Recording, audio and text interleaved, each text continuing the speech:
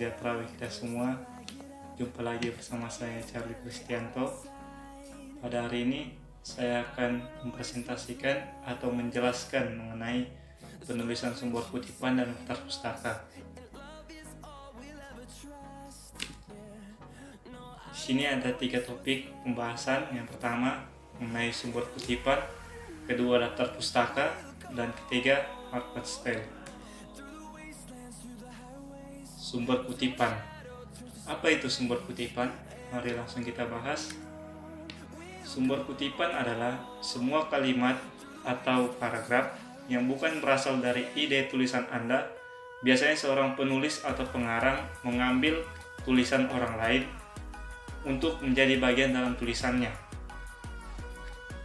Kutipan terbagi menjadi 2 jenis, yaitu kutipan langsung dan kutipan tidak langsung. Kutipan langsung yaitu menulis ulang ide orang lain sesuai dengan aslinya. Hal ini berarti penulis langsung menggunakan teknik copy paste tanpa mengubah kalimat aslinya. Ada 2 jenis kutipan langsung, yaitu kutipan langsung panjang dan kutipan langsung pendek. Kedua kutipan ini berbeda cara menuliskan dan syaratnya. Apa karakteristik kutipan langsung? Kita akan bahas. Yang pertama itu tidak mengalami perubahan pada teks yang hendak dikutip.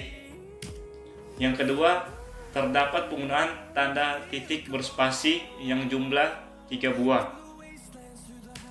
Yang ketiga, memakai tanda six pada bagian kutipan yang salah. Yang keempat, terdapat kurung kurawal yang dapat digunakan penulis jika ingin menambahkan informasi pada kutipan yang dicantumkan. Contoh kutipan langsung. Berikut contohnya. Menurut Pati 5, mahasiswa dianjurkan sejak awal untuk menentukan metode seperti penelitian apa yang digunakan pada penelitian skripsi. Mahasiswa perlu memasukkan pandangan yang luas dalam suatu penelitian, yaitu suatu pandangan yang mendukung asumsi ontologis, epistemologis, aksiologis, dan metodologis, kualitatif dan kuantitatif.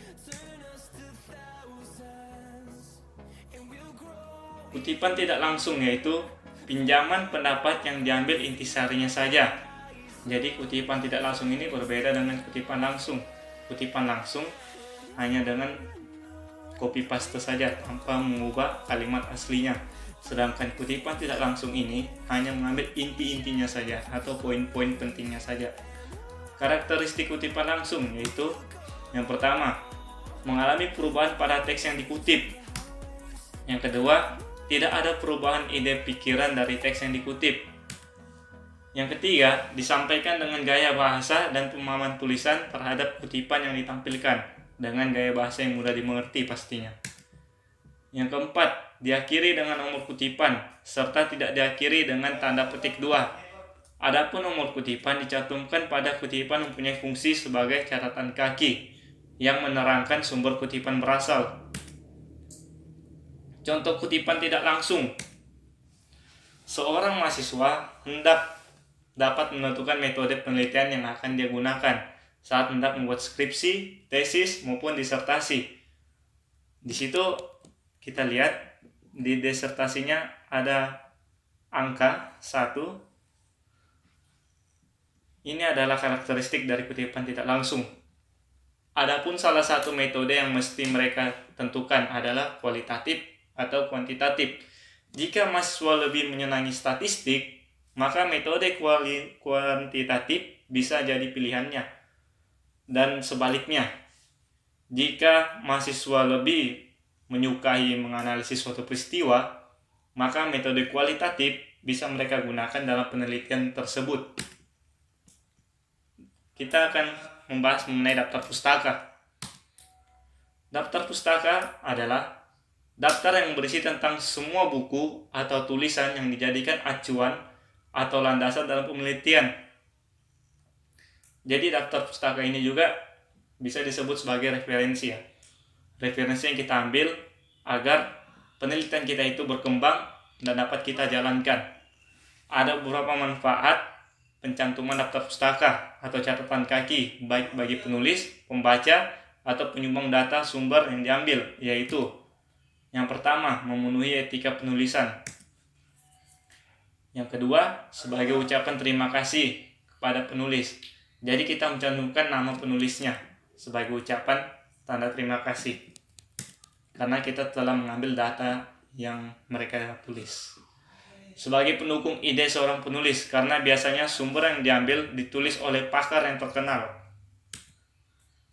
Sebagai petunjuk untuk melacak kebenaran data yang diambil. Sebagai referensi silang, yaitu menunjukkan pada halaman atau bagian mana data itu diambil. Berikut kita akan membahas mengenai cara penulisan daftar pustaka. Cara penulisan daftar pustaka melalui buku teks memiliki berbagai macam aturan penulisan. Yang pertama, aturannya nama belakang, singkatan inisial, nama depan, dan nama tengah jika ada. Tahun penerbitan, tahun berapa buku tersebut diterbitkan, judul bukunya dicetak miring, italik, edisi buku, nama penerbit, kota penerbit. Contoh, berikut contohnya. Yaya, R.A.E, Marta Wireja, dan A. Abdurrahim. Di sini tahun penerbitannya tahun 2009. Akuntansi perbankan syariah. Di sini judulnya dicetak miring, teori dan praktik kontemporer. Edisi pertama, cetakan pertama, dan kota penerbitnya ada di Jakarta. Berikut contoh penulisan daftar pustaka dalam artikel atau jurnal. Aturannya harus ada nama belakang, singkatan inisial nama depan, dan nama tengah jika ada. Tahun penerbitan, judul artikel, nama jurnal, volume, dan nomor jurnal. Contohnya seperti berikut. Ridwan 2010 tahun penerbitannya. Kemudian judul artikelnya apa? Judul artikelnya Jurnal Akuntansi, dicetak miring. Volumenya volume 14. Halamannya halaman 121 sampai 141. Berikut skripsi, dalam skripsi, penulisan daftar pustaka dalam skripsi. Nama belakang, singkatan, nama depan, dan nama tengah jika ada, tahun, judul skripsinya dicetak miring, nama program studi, perguruan tinggi, dan kota tempat perguruan tinggi. Contohnya, kita ambil judul skripsi dari Natsir tahun 2008. Studi efektivitas mekanisme transmisi kebijakan moneter di Indonesia melalui jalur suku bunga, jalur nilai tukar, dan jalur ekspektasi inflasi periode 1990. Disertasi di garis miring program pasca sarjana Universitas Airlangga, kotanya Surabaya. Artikel dari internet. Jika kita mengambil referensi dari artikel dari internet, berikut aturannya. Aturan penulisan nama belakang, singkatan, nama depan, dan nama tengah jika ada, tahun penerbitan, judulnya, alamat emailnya jangan lupa, tanggal dan jamnya diunduh atau jamnya diterbitkan. Berikut contohnya. Himan LM tahun 2002, A Moral Change, Business Ethics After Enron, San Diego University Publication. Dan ini alamat emailnya dicetak miring, tanggal dan jam unduhnya, ini tanggalnya ya, tanggal 27 Januari 2008, dan jam unduhnya pukul 15.23 di dalam kurung. Jika kita mengambil referensi dari artikel, berikut cara penulisannya. Nama belakang, singkatan, nama depan, dan nama tengah jika ada, tahun, judul artikel, nama majalah, halaman, kota penerbit. Contohnya seperti berikut. Kurang lebih sama saja ya. Cuma yang membedakan di sini nama majalah surat kabarnya dan tanggalnya. Perbedaan sama artikel internet, di artikel internet dicantumkan jamnya, sedangkan di majalah tidak perlu jamnya. Cara penulisan daftar pustaka jika penulisannya sama. Jadi jika penulisannya sama daftar pustaka, tidak perlu kita tulis namanya berulang-ulang. Cukup satu nama dan kita ganti dengan simbol garis bawah jika namanya berulang-ulang. Contohnya seperti berikut. Ini nama pengarangnya. Jika namanya sama, tidak perlu dituliskan berulang. Cukup dengan menggunakan simbol garis bawah atau underline seperti berikut ini. Kita akan bahas Harvard Style. Harvard Style adalah metode dalam penulisan daftar pustaka, penulisan daftar referensi, atau penulisan daftar pustaka dalam sebuah penulisan karya ilmiah, jurnal, tugas akhir, tesis, disertasi, proceeding.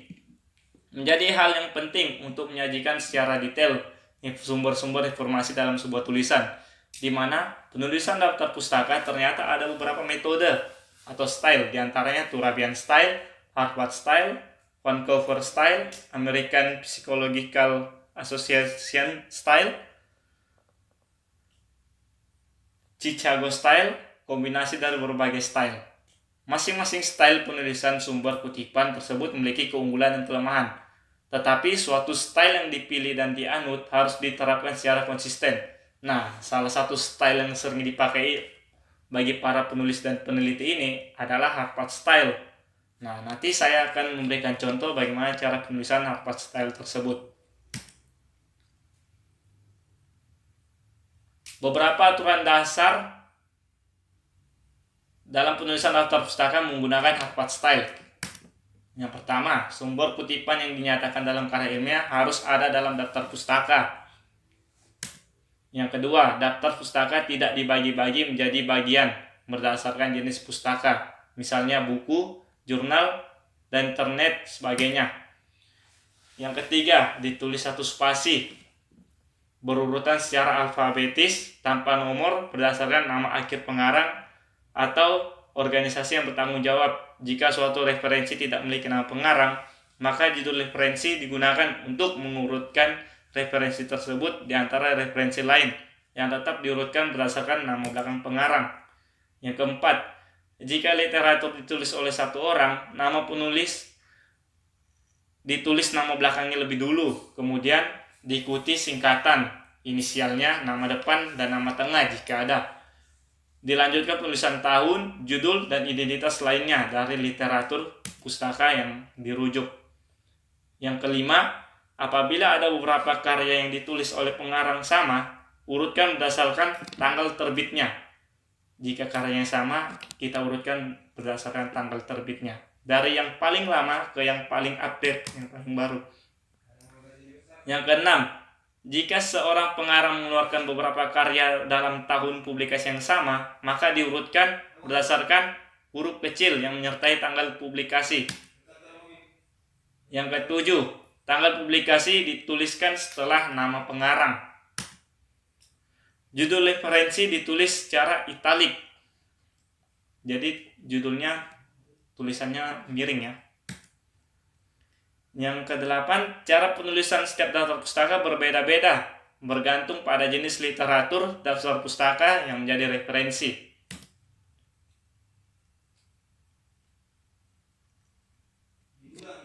Ini adalah daftar pustaka. Materi-materi yang saya sampaikan saya ambil dari daftar pustaka berikut ini, dari internet. Materi-materi yang saya sampaikan. Ya, sekian presentasi saya. Sebentar saya akan menjelaskan mengenai cara menggunakan Harvard Style atau cara penulisan Harvard Style di Microsoft Word. Terima kasih.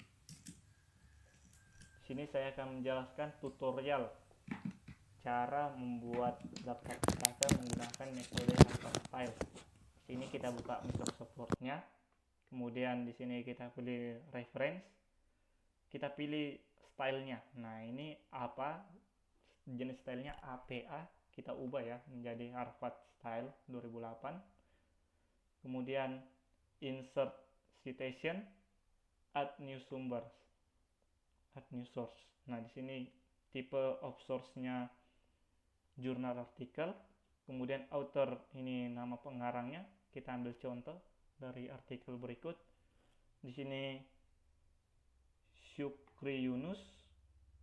Kita copy.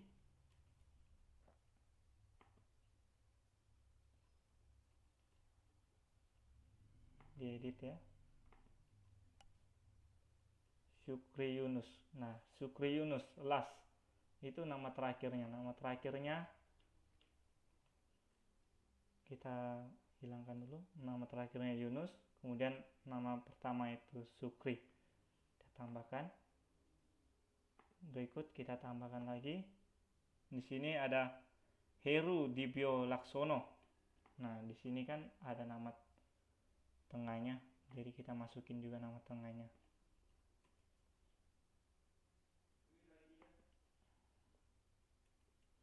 Sini first name-nya Heru, nama tengahnya Dipyo. Nah, dan ini last name-nya Laksono. Kita hilangkan, kemudian kita tambahkan lagi. Berikut yang ketiga Putri Nadia. Ini kita copy.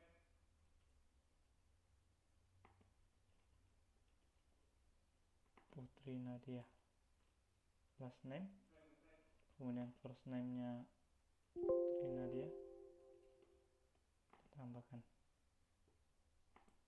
Oke. Nah, jadi ini sudah kita buat nama pengarangnya dengan menggunakan metode Harvard Style. Yang di sini tadi Syukri Yunus, dibalik nama depannya, nama belakangnya jadi nama depan Yunus, kemudian koma Syukri. Kemudian title, judulnya. Ini judulnya kita copy. Memperbaiki tegangan dan rugi-rugi daya pada sistem transmisi dengan optimasi penempatan kapasitor menggunakan algoritma genetika. Kita copy, kita paste pada sistem transmisi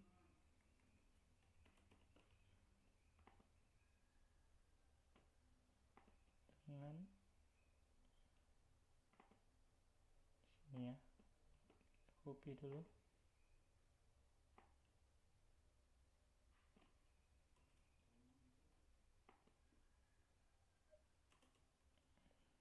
Ya, copy lagi bawahnya.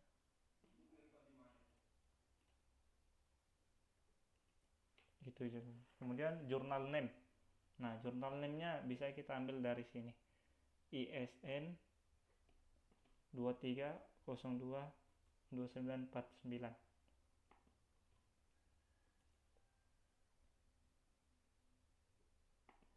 Tahunnya, tahun penerbitannya ini 2016. 16. Halamannya, page, halaman, terlihat.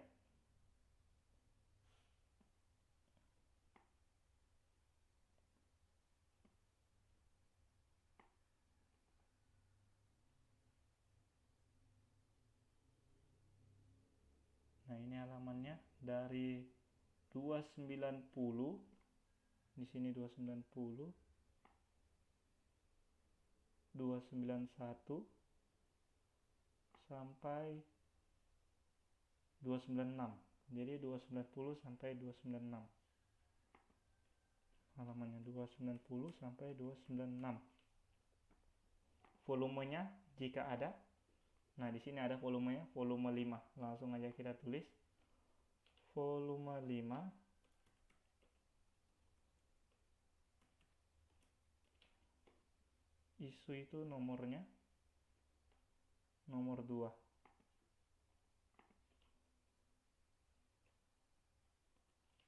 Nomor 2. Jadi volumenya volume 5 nomor 2. Kemudian oke. Sudah jadi. Kemudian bagaimana cara kita tampilkannya? Kita ketik bibliografi. Kemudian kita pilih ini. Sekarang sudah jadi. Kita punya daftar pustaka dengan menggunakan metode Harvard Style. Sekian.